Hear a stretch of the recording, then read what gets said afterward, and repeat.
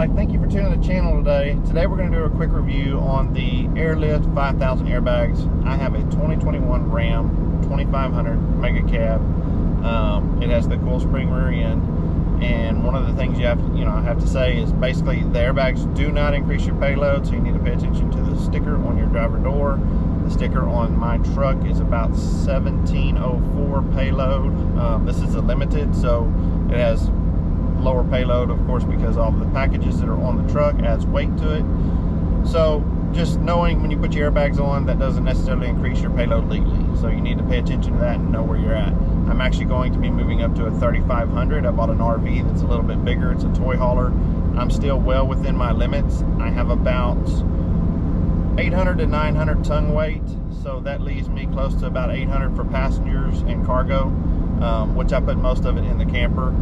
And so I'm still very legal with the 2500, but I have a leveling kit on it. And so when you hook the trailer up, you have the squat in the back end. If you don't have a leveling kit, I would say with the least amount of payload on these, you probably don't need the airbags. And if you do, you might be out of a situation that it's not going to be 100% legal, but just pay attention to that. So when I put these airbags on, they were very easy. They were bolt on, basically no drill, which was nice. One of the things I did notice when I put the bags on is they were compressed pretty tight with no load. And there's no lift or anything on the back of the truck. All I did was put a leveling kit on the front. And so when I added that and they were pushed up pretty tight, I noticed it did stiffen the ride just a little bit from the back end, just from bolting the bags on. Now, when you put the built-on air compressor, the minimum air pressure it'll let you keep in there is 5 psi. So I mounted that air compressor to the back side of my frame, and here in just a little bit we're going to get out. I'll show you how it's all mounted up and how that compressor, I mounted it on my frame and where I mounted it. Works really good. There's an app on my phone. I will show that to you also. You can program 3 or 4, your RV or your trailer, your tractor, whatever you're pulling, and you can program numbers on it. Now, generally when I'm pulling my RV with the weight distribution hitch, I run about 55 to 60 psi in there. That gives me enough weight on my torsion bars, and it pulls great. Man, it's just smooth. The truck is level all the way down, so that's where I like to be. If I do not use the weight distribution hitch, I'm more up around the 75 to 80 psi to maintain level on the truck. But I don't pull it that way very often. It just pulls much better with the weight distribution hitch. It's one of the reasons I use it. So anyway, let me get out and we're going to take a look under the truck, show y'all how they bolt on, where I'm mounting my compressor and all those things, and let's get to it. Okay, so right here is where your factory bump stops will mount, and you can see these come with the 2 plates right here. You actually bolt this plate up where your factory bump stop is, and it's just got 4 bolts. This will slide in, and then down here you've just got a U-bolt bracket that comes down to the axle. And then all I did was run my air lines. I came straight up through the top up there, went through the bed channel to the other side. Let me move over here real quick.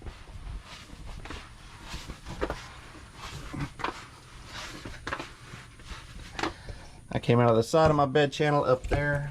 You can see we've got a T. I teed this other bag in, and then ran down the frame up there to my air compressor. We'll go up there and take a look at it. Same thing on this side. It's just a U-bolt clamp here. Like I said, you just remove your factory bump stops and these go in. I did order the 5000s. These do have the internal bump stops. And if I were to do it again, I may not do that. And I think that's why these are somewhat feel compressed, at a standard height.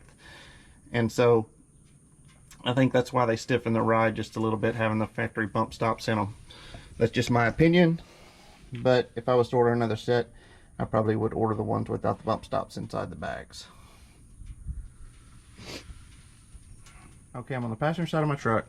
If you look right here, this new air compressor actually comes with a nice bracket with a U-bolt. I actually just mounted this compressor right here on the side, right under the back quarter panel. And then I ran the breather tube up right here. You can see this is your inlet, and then there's a little breather air box there. And then I wired it in directly. I ran this all the way down the frame and wired it into my passenger side battery with a fusible link. Now, These have an auto wake feature on them, and so it can be hot all the time. You don't have to put them on a switched ignition. It actually goes to sleep until you drive it, or you wake the truck up, or you open the app on your phone. So I've never had a problem with it draining the battery or anything like that. So anyway, that's just the way I wired it up.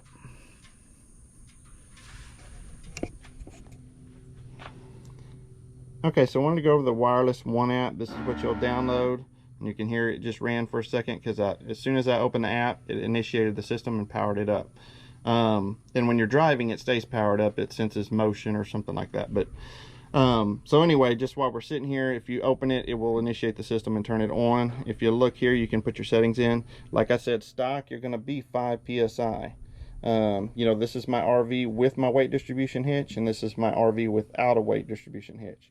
So you can set quick settings on here, and then as you see, it's going to run. It'll be a little noisy, and you can do this from inside the truck or outside the truck. It doesn't matter, but it makes it nice when you're hooking it up because it saves you from having to do as much with the jack. So you can hit the 50, and it shows the current pressure up there at the top as it's airing up.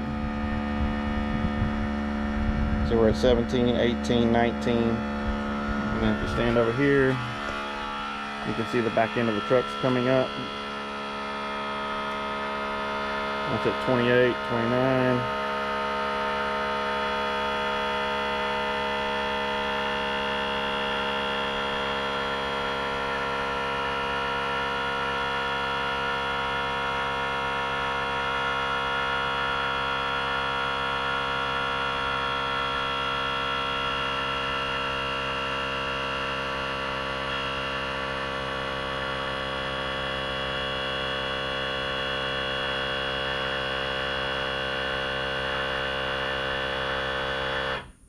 So it shows about 55, 56 psi.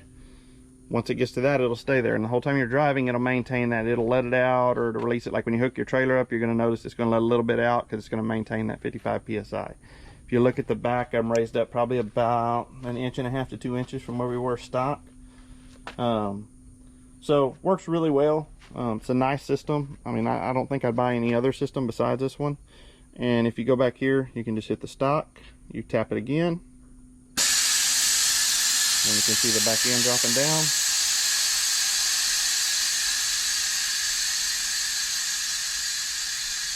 It'll drop back down to 5 psi. Then it closes the valve. So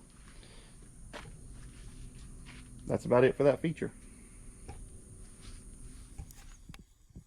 Okay, so I'm going to drop a link to a previous video that I had the same truck with the factory air suspension and how that functions completely. Loading the tractor up shows how much the truck moves, you know, the auto leveling on it so you don't have to put a leveling kit on, all those things.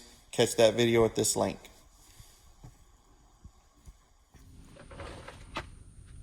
Okay, so I've had a few of these Ram Mega Cabs, and I was just going to go over some of the differences between, I have the airlift kit on this one versus the factory air.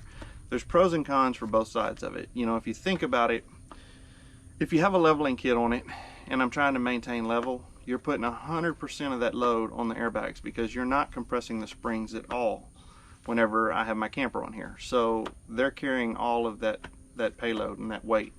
You know, so it's a little bit out of design. You know, if you don't have a leveling kit and the back end squats down 2 inches and then your airbags are working at that 2-inch drop, you actually have spring tension on it and you have the airbag tension on it. So if you're, you know, if you're out of, you know, if you put a leveling kit on, I think you're a little bit outside of that box. But if you're running factory and you put the airlifter bags on, I think that's a great addition. I've driven both of these trucks with the factory air. I've driven them with the regular coil spring. And to be honest with you, there's not much difference to me as far as how they ride. You know, I do really like the factory air.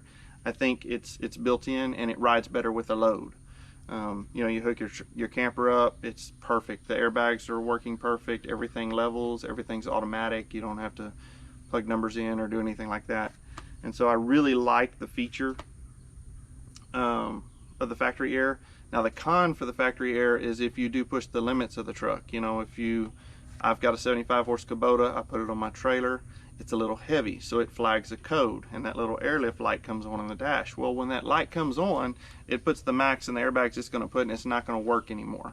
So you may be bottoming out the airbags, you may be overloading the airbags, and then your dealer's also going to know, because they're going to see a code in there that says that the airbag system was overloaded. So if you were to have warranty issues with it in the future, you know, it's just something you might pay attention to. But one of the biggest reasons I'm moving up to a 3500, because I want the 3500 with the air suspension. And you know, the difference in payload, if on a single wheel truck, not going to a dually, but difference in payload on a mega cab diesel, you know, they have the lowest payloads because they're the heaviest trucks. But you know, to me, going to the 3500, you're probably going to be around the 3200 to 3400 range on payload. Don't quote me on that. It could be like 3800, but that's going to put you in more of that 4000. It's going to be a little bit stiffer in the back end. But when you get the air suspension on the factory 3500, they remove one or two of the leaves, and the airbags are actually up in support, so you do get a little bit better ride in the 1-tons with the air. I've driven both of those, and I think there is a significant difference on the air suspension 1-tons than the non-air suspension 1-tons, and that's with no load. So with a load, I would guess that they would do better. So just some of the pros and cons and things to think about when you're doing it, and if you're going to go with the factory air or the non-factory air. But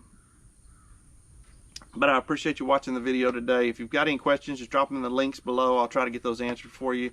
Hit that like and subscribe if you don't mind, and we'll catch you on the next video.